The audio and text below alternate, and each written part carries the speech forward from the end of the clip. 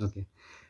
Okay, hordoftoota keenya chaanaala EFO Tube kilaasii keenya 20ffaa kana keessatti jechi salphaa taatee fi isin akka nama ingiliffaa eegalee baraa jirutti kan beekuu qabdan jecha no jettuuti. No. Egaa jecha now jedhu waliin xiqqoo akkaataan nuti itti sagaleessinu wal fakkaachuu ni dandeessi. Keessumaa namoota ingiliffaa eegalaa jiraniif jechoota lamaan kana sagaleessuun xiqqoo wal fakkaachuu ni dandeessi. Garuu wal hin fakkaatanii mee amma isinittan agarsiisaa akkaataa nuti lamaan kana adda baafnee sagaleessinu yookaan pronounce goonu. Yeroo jecha kaadhaan ka'u kana kaan kun ammas keessatti hin dubbifamtu ni liqinfamti. Now jechuun beekuu akka jechuuti. Egaa yeroo jecha kana dubbisnu fakkeenyaaf akka isinii galuuf akkasitti dubbisnaa. No jennee dubbisnaa. Garuu now kan jettuu fi amma isheen kun maal jechuudha? Amma akka jechuuti. Amma yeroo jettan now jettu. Ishee kana immoo akkamitti dubbisnaa? Now kan jedhu kana immoo akkamitti dubbistu? Now jettanii dubbistu. Ishee kana now jettanii yeroo dubbisan isa kana immoo no oodha jechuudha. Naa jettanii gara ootti deemtu no kana garuu gara aatti kan deemtan now akkasitti sagaleessituu yeroo faranjoonni dubbatan illee akka dhaga'uu dandeessaniif jechuudha. Egaa no kan jettu kun gara kamitti hiikamti? Ingiliffa keessatti beekuu kan jedhutti hiikamti. Fakkeenyaaf I know that yoon jedhe maal jechuu kooti? That jechuun sana akka jechuuti. Sana nan beeka yoo jechuu barbaaddan I know that jettu. I know that. Now kan jettu amma jechuudha malee beekuu akka jechuu miti. Egaa yeroo no kan jedhu kana dubbisan kaa kana hin dubbistanii knaaw jettanii ishee kanallee akkasitti qabadhaa akka nama ingiliffa eegalee barachaa jiruutti. I know you yoo jettan fakkeenyaaf you jechuun si yookaan ati akka jechuuti. Sinan beeka yoo jechuu barbaaddan yookaan sin beeka. Nama tokko agartanii na beektaa yoo isiniin jedhe eeyyee an sin beeka yoo jechuu barbaaddan jecha yes jettu asitti dabaltanii. Yes I know you yoo jettan eeyyee an sin beeka akka jechuuti jechuudha. No jechuun beekuu. I know him isa. Fakkeenyaaf namni tokko isa beektaa yoo jedhee isin gaafate I know him yoo jettan isa nan beeka. Beekuu akka jechuuti jechi no jettu. Egaa yeroo gara nama sadaffaa qeenxeetti dhufnu third person singular kanneen jennuun she, he, it kanneen jedhamaniif no yookaan jecha kana yeroo fayyadamnu saa itti daballeeti. Walumaa galatti nama sadaffaa qeenxeedhaaf yeroo fayyadamnu jechoota garaagaraa irratti qubee ESC fi saa itti daballaa.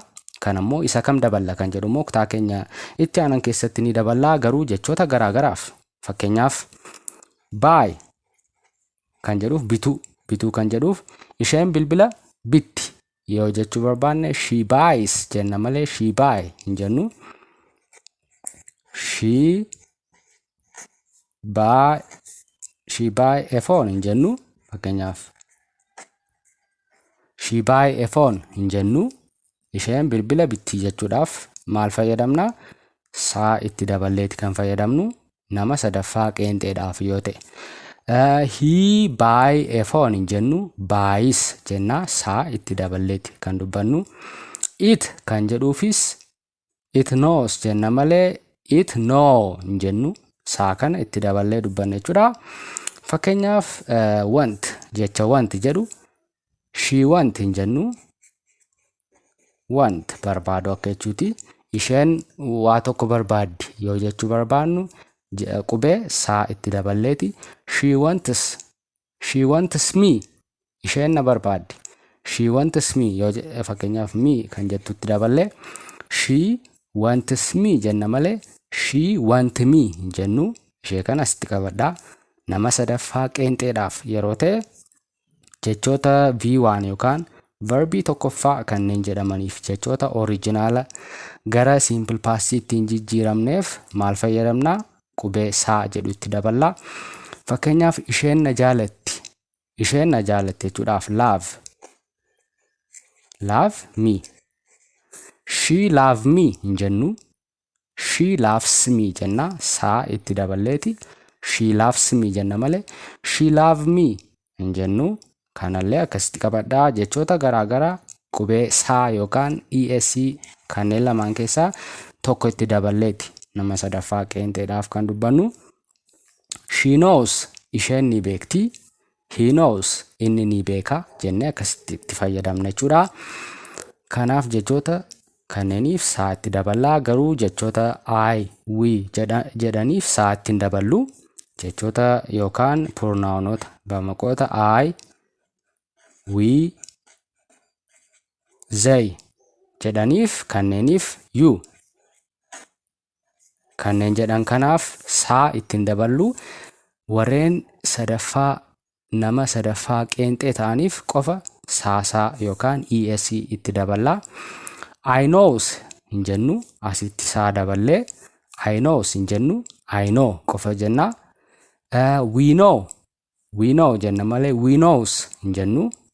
They know yookaan isaan ni beeku jenna malee they knows hin jennu. You knows hin jennu. You know jenna. Kanneen afraniif saa itti dabaluun nu hin barbaachisu. Garuu warreen nama sadaffaa qeenxee she, he, it jedhaniif jechoota garaagaraa irratti qubee saa yookaan es itti daballee dubbanne jechuudha. She love me hin jennu. She loves me jenna. Isheen na jaalatti. Ishee kanallee akkasitti qabadhaa. Egaa jechi no jedhu beekuu akkasitti beekuu jettanii itti fayyadamuullee ni dandeessu jechuudha. Egaa hordoftoota chaanaala ingiliffaa tube kutaa keenya 20ffaa jechoota garaagaraa 3 ilaaluudhaan akkasumatti goolamne jechuudha. Namoonni viidiyoo kana jaalattan barnoota kana jaalattan like gochuun dagatina. Yoo chaanaala keenyaafis chaanaala ingiliffaa tube jedhu kanaaf haaraa taatan subscribe gochuun dagatina. Yaadaa fi gaaffii keessan immoo koomentii viidiyoo jalaa kana jiru keessa galaatii na barreessaa jechuudha. Haga barnoota keenya kutaa 21ffaa keessatti jechoota sasalphoo garaagaraa qabadhee isinii dhiyaadhutti jechoota har'a barattan kana irra deddeebi'aa himoota garaagaraa uumaa shaakalaa jechuudha. And as always, take care.